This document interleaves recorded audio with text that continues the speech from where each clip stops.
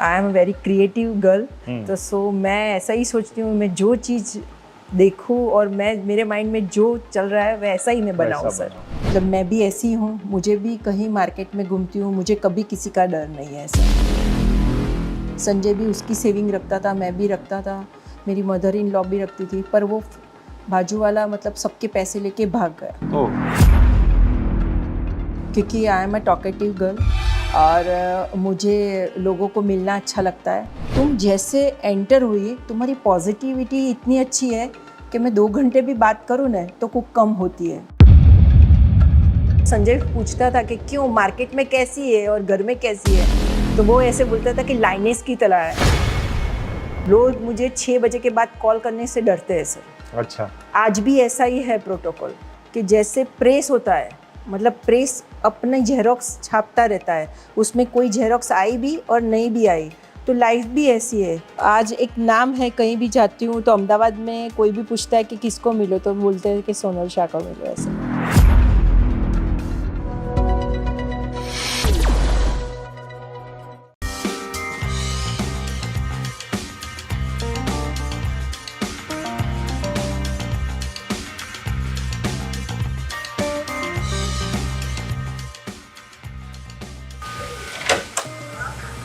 Sonal hello Shah sir. जी, नमस्कार, कैसे हैं सर, आप? नमस्कार सर, आइए सर।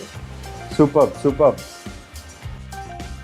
ग्रेट सोनल जी, बहुत ही सुंदर आपका घर है। बहुत समय से आप बोल रही थी कि मेरा घर बन रहा है, घर बन रहा है। मेरे अंदर भी बहुत इच्छा थी कि आपका घर कब बनेगा और कब मौका मिलेगा जाने का। लास्ट टाइम जब आया था तो आपका काम चालू था। मैं यकीन से बोलना चाहूँगा सोनल जी, ये वीडियो देखकर बहुत सारी वुमेन्स को बहुत मोटिवेशन आने मिलने वाला है। बहुत सही बात है सर। तो ये कब से आपके दिमाग में था कि मुझे इस प्रकार का घर बनाना है? क्या चल रहा था आपके दिमाग, कैसे आपके दिमाग में आया ये? पहले मेरे मतलब पापा के घर भी मेरा बंगलो ही था। अच्छा। और जब मैंने ये काम शुरू किया तो मेरे ड्रीम में यही था कि मैं एक बंगलो बड़ा सा बनाऊंगी और वो ऐसा बनाऊंगी कि लोग देखने आएंगे। अच्छा। तो ये मेरा ड्रीम चल रहा था, सालों से मैं ये वर्क कर ही रही थी। फिर मैंने LIC ने मुझे बहुत सारी चीज़ें दी है, तो उसमें मैं ये सोच सोच के 1 फ्लैट लिया, 2 फ्लैट लिया, 3 फ्लैट लिया। फिर ऐसा सोचा था कि कभी जब बंगलो बनाना हो तब सेविंग सब इकट्ठा करना है, तो ये 3-4 फ्लैट जो भी लिए वो बिकाट के मैं एक बड़ा बंगलो बनाऊंगी। तो वो ड्रीम हाल फुलफिल हुआ। ये 3 साल से ये जर्नी चल रही थी सर, और ये आज कंप्लीट हुआ और वो मैंने जैसे चाहा वैसा बनाया सर। मुझे कोई तैयार घर नहीं लेना था, मुझे मेरे हिसाब से बनाना था। तो I am very creative girl, तो सो मैं ऐसा ही सोचती हूँ, मैं जो चीज़ देखूँ और मैं मेरे माइंड में जो चल रहा है वैसा ही मैं बनाऊँ सर। बहुत बढ़िया, Yes, बहुत sir. बहुत सुंदर बनाया आपने। और ये इसकी जो सुंदरता है घर की, मैं आपसे रिक्वेस्ट करूँगा कि आप जो है आपके घर को हमें दिखाइए। मुझे तो दिखाने ही वाली थी आप, लेकिन हमारे दर्शकों को भी दिखाइए और आप जो आपने क्रिएट किया है वो लोगों तक जाए। Yes sir, definitely sir. आपका ये हॉल तो देख लिया, अब और ये क्या? मेरा हॉल है, ये डाइनिंग है, ये मेरा किचन है और ये मेरा ड्राइंग है। सोनल जी, आपने कहा कि आपकी शादी हो जाने के बाद में आपके मन में ये था कि मुझे बंगलो में रहना है। आप क्योंकि आप पहले बंगलो में रहती थी, बाद में आप फ्लैट में आई थी रहने के लिए। तो आप ये बिज़नेस में आने से पहले, ये इंश्योरेंस के बिज़नेस में आने से पहले आप क्या करती थी और कैसे आप इंश्योरेंस के बिज़नेस में आई? सर, इंश्योरेंस बिज़नेस में आने से पहले मैं एक हाउसवाइफ थी और पापा के घर पे तो मैं फैक्ट्री वगैरह में जाती थी, संभालती थी। फिर ड्रास्टिक एक चेंज हुआ, एक शादी हो गई, तो एक फैमिलियर, एक हाउसवाइफ जैसे होती है वैसे हो गई। आप अपने पिताजी के बिज़नेस में जाती थी? हाँ, मैं पापा वहाँ की पे क्या बिज़नेस था? उनका एक फैक्ट्री था, मिल मशीनरी, ऑटोमेटिक अच्छा, स्पेयर पार्ट जो कपड़ों में काम आते हैं, तो उनकी फैक्ट्री पे। और मेरे पिताजी मेरे लिए बहुत मोटिव है, मतलब मैं उनके साथ बहुत घूमी हुई हूँ और उनसे मैं बहुत इंस्पायर्ड हूँ। मतलब जो वो सोचते थे वो करते थे और कभी किसी से डरते नहीं थे। तो सेम नेचर मेरे में आया है।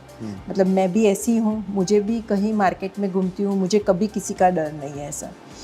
तो मैं वहाँ से फिर एक जर्नी, जब एक लड़की शादी करती है तो मैं वहाँ आई, फिर बच्चे और ये सब जर्नी में Sanjay my husband, he is a chartered accountant. तो मतलब मेरा फर्स्ट चाइल्ड आया, उसके बाद उसका CA का रिज़ल्ट आया। और फिर सेकंड चाइल्ड में वो छोटा सा काम उसने स्टार्ट किया था सीए का, और उसने साथ साथ में वो जॉब भी कर रहा था और उसने एजेंसी लेना चाहा था। तो फिर मुझे बोला, पर मैं इसमें तैयार नहीं थी, I am not prepare, because एक माँ बनने के बाद बच्चों से इतना लगाव होता है कि उसको छोड़ के कहीं जाना वो पॉसिबल नहीं है। और मैं थोड़ी ज़्यादा सेंसिटिव और बच्चों के साथ ज़्यादा अटैचमेंट है, सब माँ को होता है, पर मैं थोड़ा ज़्यादा सीरियसली हूँ उन लोगों के लिए। पर संजय ने जो एजेंसी मुझे बोला कि तू काम नहीं करना पर एजेंसी ले ले, तो मैं सेकंड चाइल्ड पे प्रेग्नेंट थी और मैंने एग्ज़ाम दी थी, और उस टाइम पे मेरा 89% तो मैंने क्लियर किया था एग्ज़ाम। फिर संजय ने 2 साल 3 साल, मैंने 99 में एजेंसी ली थी, और संजय चला रहा था, जॉब भी कर रहा था और LIC का काम भी, क्योंकि आप जानते हो चार्टर्ड अकाउंटेंट कभी इंश्योरेंस मतलब लाइफ इंश्योरेंस के एजेंसी नहीं ले सकते। उसके बाद उसने मुझे बहुत मोटिवेट किया, वो आज भी बहुत मोटिवेशनल आदमी है। वो पुशअप करने में बहुत ही माहिरगार है, मतलब बच्चों को है, मुझे है, मतलब वो मेरे हस्बैंड से ज़्यादा मेरे बहुत अच्छे फ्रेंड है। ऐसा मैं कुछ भी यानी कुछ भी उनको कह सकती हूँ, ऐसा नहीं है कि लोगों को कि हाँ हस्बैंड को कैसे बताए कैसा नहीं, पर मेरा उनके साथ फ्रेंड रिलेशन ज़्यादा है, उसके बाद वो हस्बैंड है ऐसा।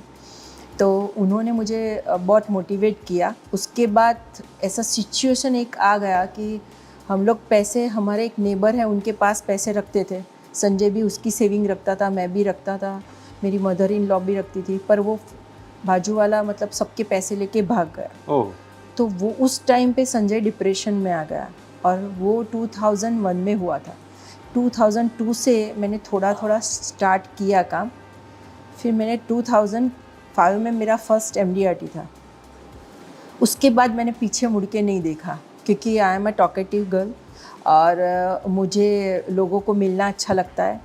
मैं सेंसिटिव भी हूँ, और लोगों की कहानी सुनना, उनको सपोर्ट करना, और जो हॉनेस्टी होती है वो मेरे में बहुत है। तो आज भी पता नहीं लोग मुझे ऐसा बोलते हैं कि तू जब भी आती है, कल ही मैं एक बहुत बड़े बिल्डर को मिलने गई थी कि मतलब वो बिल्डर किसी को टाइम ही नहीं दे पाता, पर मैंने किसी के थ्रू उनका नंबर लिया और एक मैसेज दिया, और मैं कल उनका मैसेज आया कि आप 12:30 बजे मिलने आओ, और मैं मतलब प्रिपेयर नहीं थी। मैंने बोला मैं 12:30 से 1 बजे तक आ जाऊंगी। उन्होंने बोला नहीं, हो सके इतना जल्दी आओ।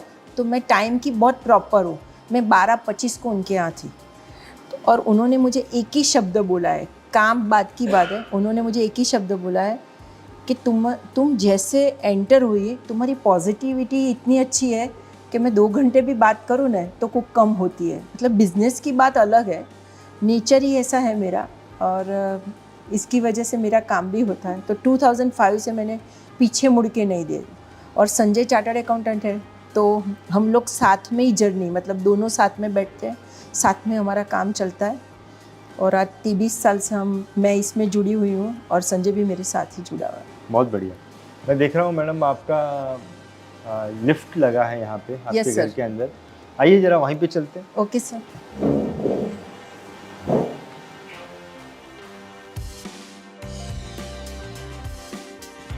सुनील जी, कितने फ्लोर का आपका बंगलो है?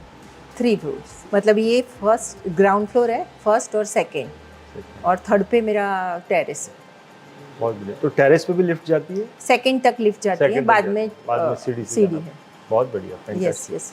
सो मुझे आप जब बोल रही थी सोनल जी कि कुछ ऐसा हुआ कि कोई आदमी पैसा लेके भाग Yes, गया, yes.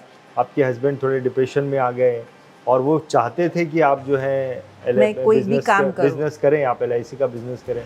तो उस परिस्थिति को संभालने के लिए आपने जो है आप आ गई और इंश्योरेंस का बिजनेस आपने करा। थोड़ी सी आप अनकंफर्टेबल थी, बच्चों को छोड़ के जाना पड़ेगा, लेकिन फिर भी आप आई, आपने किया, आपने सिचुएशन को संभाला।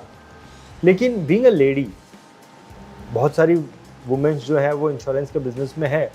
बीइंग अ लेडी आपको क्या लगता है किस प्रकार के चैलेंजेस एक लेडी के अलग होते हैं जो आपने फेस किए?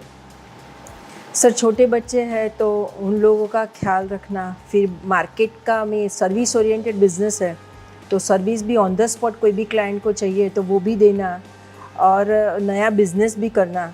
तो मतलब मल्टीटास्किंग बिजनेस होता है लेडीज़ के लिए। वो घर संभालो, मतलब एक अच्छी माँ होती है, एक अच्छी पत्नी होती है, मार्केट में अच्छी बिजनेस वूमन भी होती है, मतलब फैमिली के लिए भी अच्छी एक बहू होती है।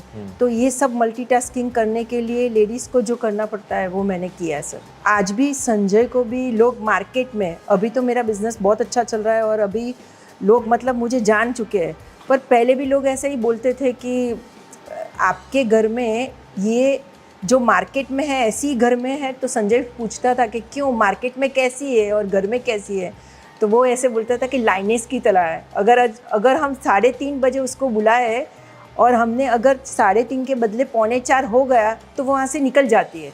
और सर मैं लिटरली निकल जाती हूँ, और मेरा कोई भी कॉल नहीं होता तो भी मैं ऐसा बोलती हूँ मेरा नेक्स्ट कॉल है, तो मैं 5 मिनट से ज़्यादा वेट नहीं कर सकती। तो मैंने कभी बेगर की तरह बिजनेस नहीं किया है।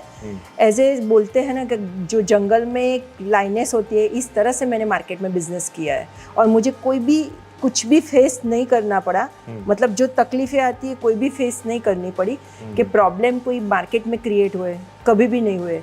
अब लोग मुझे 6 बजे के बाद कॉल करने से डरते हैं सर। अच्छा, आज भी ऐसा ही है प्रोटोकॉल, कोई भी मुझे कभी कॉल नहीं करता, मेरे एम्प्लॉय को करता है, मुझे रात को नहीं करता। तो इस तरह से मैंने सब अरेंज किया है, मल्टीटास्किंग है। बहुत बढ़िया।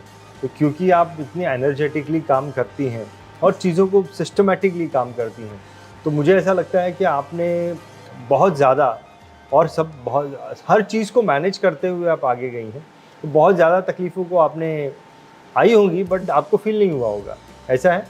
सर तकलीफ़ें आई, पर ऐसा है कि जो मुझे एक एग्ज़ाम्पल किसी ने कहा था कि जैसे प्रेस होता है, मतलब प्रेस अपने जेरोक्स छापता रहता है, उसमें कोई जेरोक्स आई भी और नहीं भी आई।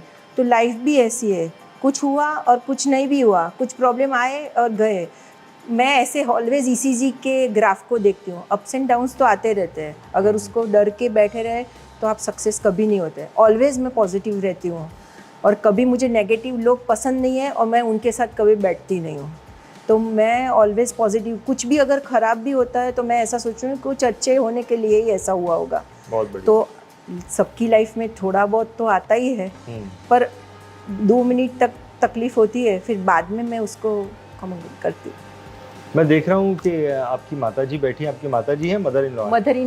मदर इन लॉ बैठी है। यस। तो उनसे भी थोड़ी सी वार्तालाप कर लें। हाँ, यस, पर सर वो गुजराती में बात करेगी। चलिए, कोई नहीं, कोशिश करते हैं समझने की।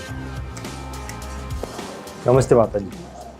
आपकी बहू काम कर रही है, इतने सालों से बिजनेस करती हैं, तो आपको टाइम दे पाती है, आपकी सेवा कर पाती है बिजनेस में? कर पाती है। हाँ?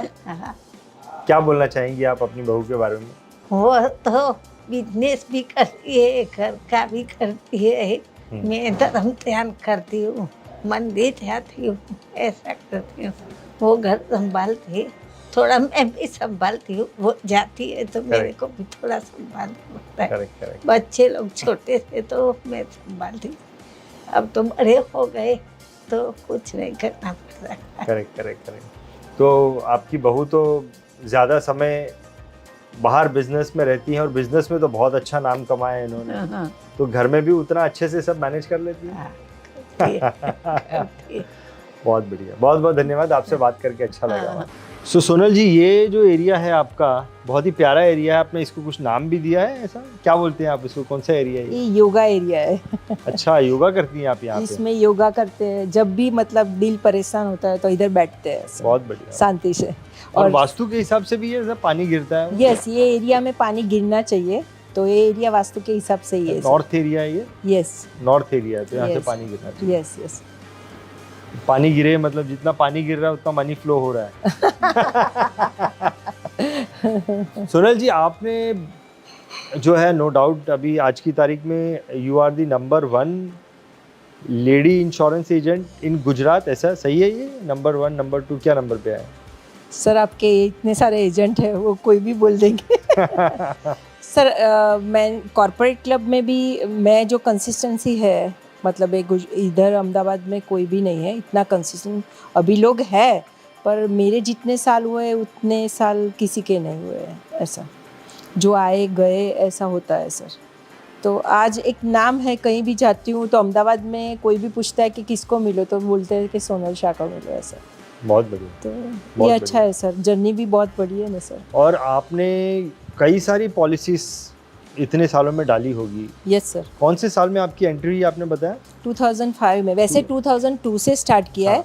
पर 2005 से मेरा MDRT था सर। MDRT हुआ, तो समझ लो 2002 से लेके 2023 यानी कि काफ़ी 20-21 साल हो गए हैं। Yes sir. तो इन 21 सालों में आपने बहुत सारी पॉलिसीज़ की होगी, नंबर ऑफ़ Yes. पॉलिसीज़ बहुत हुई होगी, लेकिन जो पहली पॉलिसी होती है उसके ऊपर थोड़ा सा अट्रैक्शन थोड़ा ज़्यादा होता है, फर्स्ट पे भी आपकी ऐसा, तो उसका कोई एक्सपीरियंस बता सकते हो कैसे आपका फर्स्ट पॉलिसी आपको मिला था? सर एक्चुअली मेरा फर्स्ट पॉलिसी, वैसे तो मेरे हस्बैंड चार्टर्ड अकाउंटेंट है, मतलब वो पहले जो प्लान आता था 14-5 ऐसे करके फिर प्लानिंग करते थे, उस हिसाब से थोड़ा बहुत नॉलेज लेके मैं छोटा मोटा पॉलिसी कर लेती थी। पर मुझे पता है कि मैंने पहली पॉलिसी की थी ना, उसका प्रीमियम 863 रुपीज़ प्रीमियम था। अच्छा। तो मेरे डेवलपमेंट ऑफिसर ने पूरे ब्रांच में सबको बताया कि मतलब सब हंसी उड़ा रहे थे, या मुझे पता नहीं कि सब हंसते थे कि क्या है, कि मैडम लेके आइए 863 रुपये का चेक ऐसा। तो उस दिन मैं कुछ बोली नहीं, क्योंकि मैं बोलने कुछ करके दिखाना था। तो मैंने ऐसा सोचा था कि एक बार ये 863, तब मैंने ऐसा सोचा था कि ये 863 रुपये का साल का मैं चेक लेके आई हूँ, ये कभी भी मैं 8 करोड़ का चेक इनको दूंगी ऐसा। तो आज ये स्टेज पे हूँ कि मैं कुछ भी कर सकती हूँ। मैं लास्ट टाइम मेरा 12 करोड़ का प्रीमियम, 12.85 समथिंग मेरा प्रीमियम हुआ। सुपर्ब। तो मैंने ऐसी पॉलिसी ली है कि मैं फ़्लाइट में जर्नी की है और मेरे साथ कोई बैठा है तो आज भी वो मेरा क्लाइंट है। मैं कोई मूवी देखती हूँ तो उसमें से भी कुछ लेती हूँ। कि लोग बोलते हैं कि अगर जो लाइफ इंश्योरेंस बेच देता है ना, वो सब बेच देता है। इनकम टैक्स भरने के लिए 1 करोड़ का इनकम टैक्स भरूँ, ऐसा मेरा ड्रीम है। गवर्नमेंट भी अगर ये वीडियो देखेगी तो उनको अच्छा लगेगा।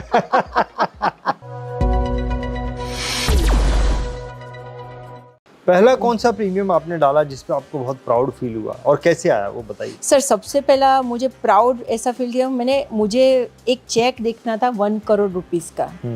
तो वो 1 करोड़ रुपीज़ का चेक मैंने फर्स्ट टाइम देखा और मैंने सिंगल प्रीमियम रखा था। वो चेक आज भी मेरी ऑफिस में मैंने बड़ा करके रखा है। तो वो मेरे को इतना इंस्पायर्ड हुआ, मतलब मैं खुद इतनी इंस्पायर्ड हुई थी वो चेक से। कौन से साल में आपको मिला और कैसे आया था वो, उसका स्टोरी बता सकती हैं? मैं 2012 में ये चेक आया था मेरा।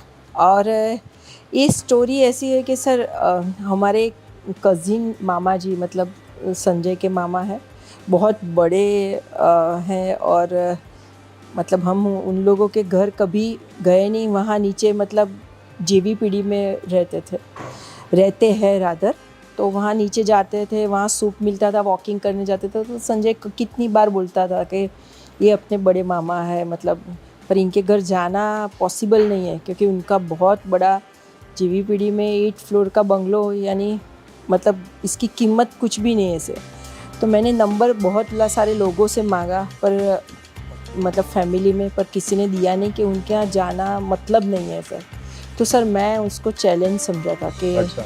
मैं कुछ भी करूँगी और जाऊँगी और कुछ ना कुछ करूँगी। तो सर उस टाइम पे मैंने एक बार उनको कॉल किया था, फिर उन्होंने बोला कि हम लोग तो बैन इंश्योरेंस वगैरह करते नहीं है ऐसा। मैं बोला सर मुझे आपको मिलना है, मुझे आपकी सक्सेस स्टोरी जाननी है, मुझे कोई भी बड़े आदमी से कोई बिज़नेस की कोई इच्छा नहीं होती, मुझे एक बार आपको मिलना है। तब सर कॉरपोरेट क्लब का हमारा ताज में फंक्शन था, वहाँ से रात की फ़्लाइट थी और मैंने उनको कॉल किया था। तो उनका वहाँ BKC में उनका ऑफिस है, तो मैं सीधा ऐसे सोच रही थी कि मैं वहाँ जाऊँ ऐसे। तो उनको फ़ोन करके किया, तो मतलब मेरा ऐसा कोई बिज़नेस का वो था ही नहीं ऐसे, पर मुझे वैसे भी मैं उनको जानना था। तो ऐसे मिल के फिर डिस्कस किया और फिर उनकी जितनी पॉलिसी थी उनका सर्विस दिया, उसमें कितनी बंद थी ये वो, मतलब सब ठिकाने लगा दिया। और फिर उसके बाद उन्होंने मुझे फ़र्स्ट टाइम सिंगल प्रीमियम दिया था, वो छोटा 5 लाख का। और उसके बाद रिलेशन बिल्डअप होते गए, उनको मेरे पे ट्रस्ट हुआ। संजय भी मेरे साथ ऑलवेज है और होता रहेगा, और उनको भी ऐसे एक ट्रस्ट बिल्डअप हुआ और उनको भी समझाया कि इंश्योरेंस क्यों ज़रूरी है। लाइफ में। तो उन्होंने फिर मुझे एक बार 1 करोड़ का चेक दिया, तो वो मेरी लाइफ का फर्स्ट चेक था। तो मतलब ऐसा नहीं है कि कोई भी चीज़ नहीं हो सकती। कौन से साल की बात थी? 2012। 2012 की बात। Yes sir. तो तब मैंने 1 करोड़ का चेक लिया था। उसके बाद तो मैं बड़ी अमाउंट बोलने में और करने में कभी घबराती नहीं थी। और आपको क्या लगता है सोनल जी कि एक वो कौन सी इंसिडेंट आपके साथ हुई होगी थ्रू आउट दिस 21 ईयर्स जो आपको ऐसा लगता है कि ये चीज़ हुई और उसके बाद तो जैसे मैंने एक स्पीड पकड़ ली, एक रॉकेट में बैठ गई मैं, और उसके बाद मैंने बहुत ग्रो किया उसके बाद? क्या ये 1 करोड़ वाला इंसिडेंट था या कोई और था? सर ये 1 करोड़ वाला इंसिडेंट तो था ही। उसके बाद मेरे को HNI क्लाइंट से कभी भी डर, मतलब ये मेरा सक्सेस था कि मैंने सोचा था, जो चैलेंज ली थी वो ख़त्म हो गई, मतलब वो सोचा वो हो गया। तो फिर उसके बाद मैं कभी कोई HNI क्लाइंट से डरना, मतलब ऐसा कैसे जाऊं और किस तरह से अपॉइंटमेंट लूं और वो बड़ा आदमी बोलेगा नहीं। मैंने ऐसी पॉलिसी ली है कि मैं फ़्लाइट में जर्नी की है और मेरे साथ कोई बैठा है तो आज भी वो मेरा क्लाइंट है। मतलब साथ में बैठे हैं, डिस्कस करते हैं, काम करते हैं, ऑफिस पे बुलाते हैं, संजय को मिलाती हूँ, मेरा काम हो जाता है। एक फैमिली बैकग्राउंड होता है ऐसे। एक चीज़ मैं बहुत टेक्निकली आपसे पूछना चाहता हूँ कि अब बहुत सारे लोग जो देख रहे हैं, जो इस वीडियो को देख रहे हैं, उनके मन में ये भी एक प्रश्न आएगा कि आपके हस्बैंड तो चार्टर्ड अकाउंटेंट है और इसके लिए ये बिज़नेस में सक्सेस होना आपके लिए बहुत आसान हो जाता है। इसके ऊपर आप क्या बोलना चाहेंगे? ऐसा है भी और नहीं भी, क्योंकि संजय चार्टर्ड अकाउंटेंट है तो मुझे कोल्ड मार्केटिंग कभी नहीं करना पड़ता है, कुछ फेस नहीं करना पड़ता है।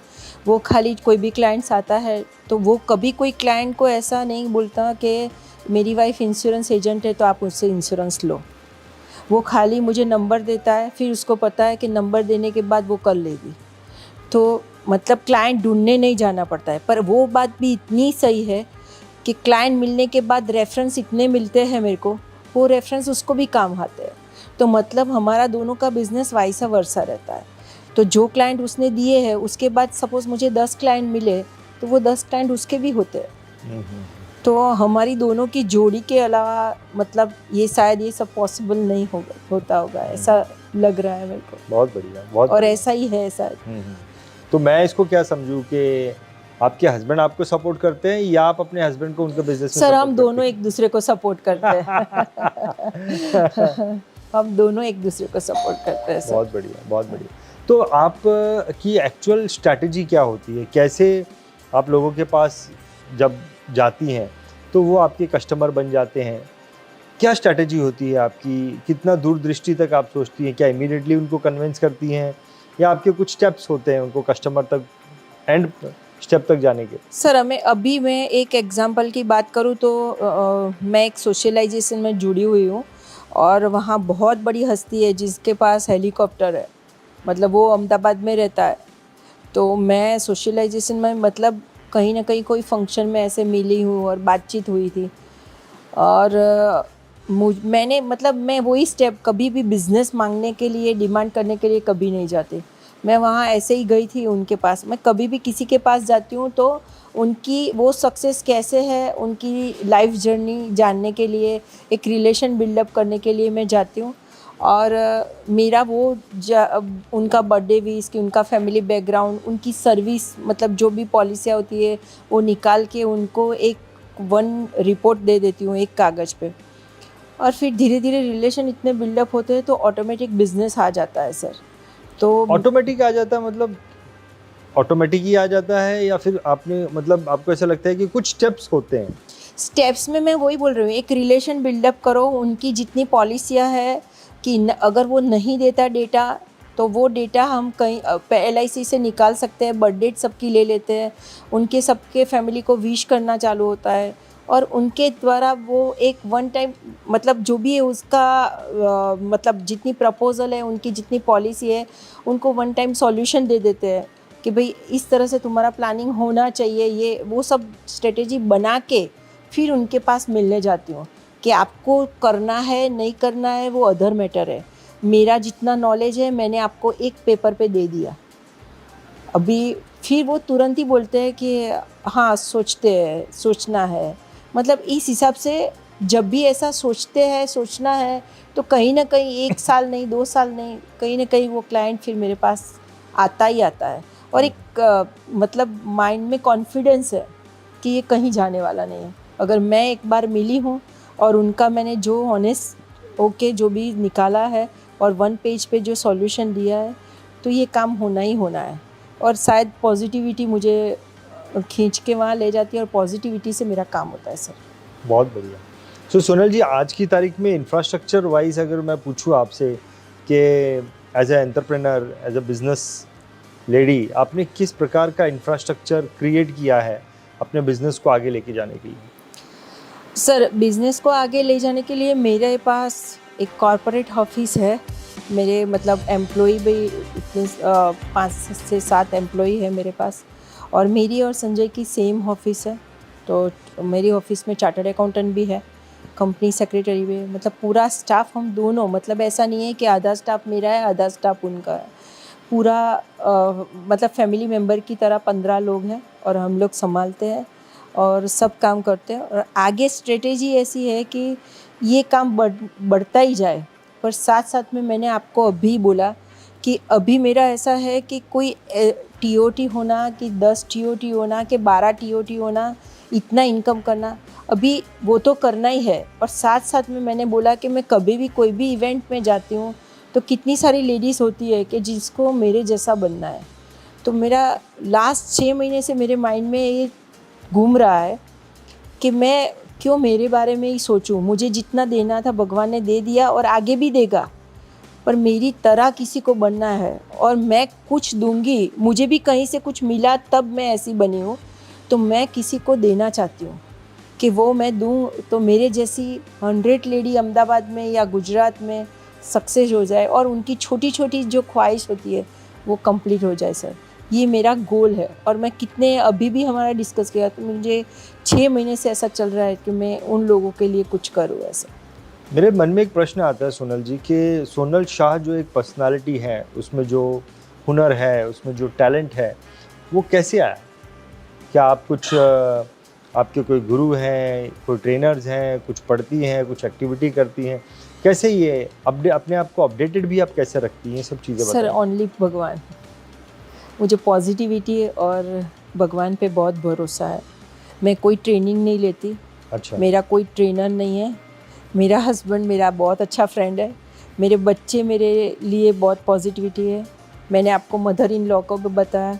मतलब हमारा फैमिली ऐसा है तो पॉजिटिविटी से हमारा सब काम होता है। और मुझे कभी भी ट्रेनिंग और कुछ भी लेना और उससे मैं मोटिवेट हूँ ऐसा कभी नहीं है। मैं कुछ भी देखती हूँ और किसी को आगे जाते देखती हूँ। सपोज़ मैं जिग्नेश भाई के यहाँ गई और जिग्नेश पटेल को देखा कि उसने कैसा एम्पायर किया है और उसने क्या किया है, तो वो देख के उसमें से मैं कुछ जो पॉजिटिविटी है, पॉजिटिव है, वो बात मैं ले लेती हूँ और वो मैं मेरी लाइफ में मतलब उसको यूज़ करती हूँ। मतलब एवरी मोमेंट आपका लर्निंग चलता रहता है। मेरा माइंड ही चलता रहता है ऐसे।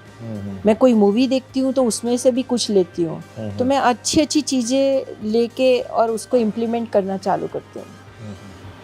सो क्या आपका यहाँ से आगे, एक तो चीज़ आपने बताया कि आप अपने जैसे अपने नॉलेज जो आपने हासिल किया है वो कुछ और लोगों को भी देना चाहती हैं।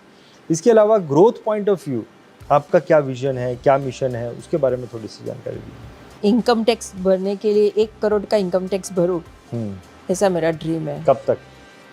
अभी मैं 5 साल के बाद उतना मेरा काम हो जाए तो मैं इस तरह से सोच रही हूँ कि मैं इधर की बहुत बड़ी ऐसी एजेंट हूँ कि मैंने मेरा इनकम टैक्स इस तरह से भरा है 1 करोड़ रुपीस।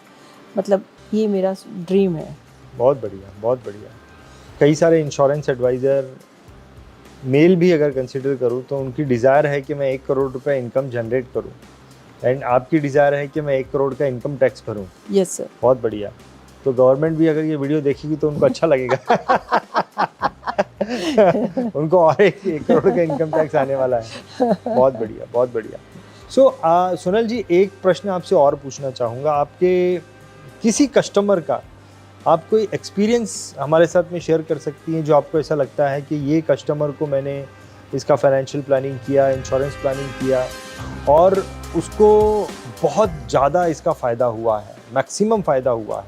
मैं बोलना चाहूँगी कि इधर के बहुत बड़े बिल्डर हैं और उनका बहुत बड़ा फाइनेंस, मतलब मैंने उनको बहुत बड़ी पॉलिसी दी थी और हाल ही में मतलब वो मना ही कर रहे थे उनके फैमिली बैकग्राउंड में, इसलिए उसकी वाइफ मेरी बहुत अच्छी फ्रेंड है, मैं नाम देना नहीं चाहूँगी, पर उन्होंने पॉलिसी मेरे से ली और वो मैंने ज़बरदस्ती उनको समझा के दिलवाई थी। He is a 48 years old और उनको एक फीवर आया, उसमें वो जस्ट साल एक मतलब पिछले साल एक्सपायर हो गया। तो उनको फैमिली को जो पैसे मिले हैं और उसकी वजह से उनका जो पेंशन प्लान में मैंने उनका करवाया है, तो आज भी उनका फैमिली का 85 लाख जितना प्रीमियम वो भरते हैं, तो वो उसमें से सब सेट हो जाता है। तो एक सेटिस्फेक्शन लेवल सर ये पॉइंट ऑफ व्यू से आया। तो मैं हर एक एजेंट को और एजेंट के अलावा मतलब जो क्लाइंट बेस भी होते हैं, तो वो जो भी वीडियो देखते हैं उनको बोलती हूँ कि पैसे ऐसा नहीं है, क्योंकि लोग इंश्योरेंस के नाम से डरते हैं कि इंश्योरेंस में क्या करना चाहिए, पर जब किसी का कुछ होता है अप्स एंड डाउन्स, तब इसकी बहुत ज़रूरत पड़ती है। और हर एक को अपने बलबूते मतलब हर एक का ह्यूमन लाइफ वैल्यू कैलकुलेशन करके हर एक को इंश्योरेंस लेना ही चाहिए, जितना चाहिए उतना तो लेना ही चाहिए सर। एक प्रश्न और पूछना चाहूँगा सोनल जी आपसे कि बहुत सारे इंश्योरेंस एडवाइज़र्स ऐसे हैं जो कि ग्रोथ करने में स्ट्रगल करते हैं, और उसमें भी मैं आपसे रिक्वेस्ट करूँगा कि वुमेन जो लेडी एडवाइज़र हैं उन लोगों को आप क्या संदेश देना चाहेंगे? वुमन को मैं ये एडवाइस करती हूँ कि कोई डिपेंडेबल लेडी नहीं बने, इंडिपेंडेंट बनना है और अपने टाइम से ये काम करना है। तो कोई जॉब करता है तो उनको अपने टाइम पे मतलब टाइम सर जाना पड़ता है, आना पड़ता है, उस हिसाब से काम करना पड़ता है। पर ये लाइफ इंश्योरेंस की जर्नी ऐसी है और ये बिज़नेस ऐसा है कि आप जब चाहो तब बिज़नेस कर सकते हो, आपको टाइम जब फैमिली को देना है तो भी दे सकते हो। तो ये अपने को रोक टोक करने वाला कोई होता नहीं है, तो अपने हिसाब से करना और इंडिपेंडेंट काम करना, तो हर एक लेडीज़ को ये करना चाहिए और आगे बढ़ना चाहिए। ये बिज़नेस ऐसा है कि अपने सब ड्रीम पूरे करते हैं। मतलब मैं ऐसा बोल रही हूँ कि मैं जब लाइफ इंश्योरेंस एजेंट में जॉइंट हुई थी, मतलब पहले मैंने एजेंसी ली थी और मैंने जब काम स्टार्ट किया था, तो पहली फ़्लाइट की मतलब ऐसा बोल रही हूँ कि फ़्लाइट में जर्नी आउट ऑफ करने का जो दिखाया है वो भी LIC एजेंट बन के ही दिखाया है, तो थैंक्स टू LIC। तो सभी लेडीज़ को ये बिज़नेस में, ये प्रोफेशन में आना चाहिए। जो सोचते हैं कि लाइफ इंश्योरेंस का काम बहुत डिफ़िकल्ट भी है सर, क्योंकि लोग बोलते हैं कि अगर जो लाइफ इंश्योरेंस बेच देता है ना वो सब बेच देता है। तो लेडीज़ के लिए ये अच्छा बिज़नेस है और सबको इंडिपेंडेंट काम करना चाहिए सर, किसी के डिपेंडेंट नहीं रहना चाहिए। बहुत बढ़िया, बहुत बढ़िया। सोनल जी, आपके साथ में जो मेरी चर्चा हुई है और ये चर्चा जो हमारे दर्शक सुन रहे हैं, डेफिनेटली उन्हें बहुत मोटिवेशन मिल रहा है इस वीडियो से, और मुझे पूरी आशा है कि कुछ ना कुछ कहीं ना कहीं ये वीडियो देखने के बाद हमें सक्सेस स्टोरी नज़र आने वाली है। मैं आपको बहुत बहुत धन्यवाद करना चाहूँगा सोनल जी कि आपने अपना समय निकाला और अपनी लाइफ जर्नी को हमारे साथ में शेयर किया। सर मेरे मोटिवेट मेरे हस्बैंड है संजय शाह और मेरे 2 बच्चे परख और मोक्षिश, मदर इन लॉ का तो आपको दिया है, तो मैं सब ये मेरे मोटिवेट है सर, और इन लोगों की वजह से ही मैं इतना बिजनेस कर पाती हूँ सर। सुपर, ग्रेट, बहुत बहुत धन्यवाद सर। और BITV ने पहले भी मेरी सक्सेस स्टोरी ली है, उससे आई थिंक 3-4 साल पहले मैं वहाँ बॉम्बे आई थी, और उससे वो वीडियो से भी लोगों का मुझे बहुत फ़ोन कॉल्स भी आया था। उसके बाद मेरा बिज़नेस भी बहुत बड़ा है। तो BITV को सब्सक्राइब कीजिए, और ओनली एजेंट नहीं पर बाहर के लोग भी सुने कि एजेंट की जर्नी कैसी होती है। एवरी बिजनेस में कोई ना कोई ऐसा, सबकी लाइफ में अप्स एंड डाउन्स आता है, तो एजेंट की जर्नी एजेंट को तो सुननी ही चाहिए, इसके अलावा और लोगों को भी सुननी चाहिए, ताकि लोगों को पता चले कि कितना फेस करते हैं एजेंट, तब जाके वो सक्सेस होते हैं सर। तो सब सब्सक्राइब करें, मैंने भी किया है, आप लोग भी किए। Thank you sir. Welcome madam, welcome. DITV YouTube channel पर सब्सक्राइब करिए, बेल आइकन दबाएं।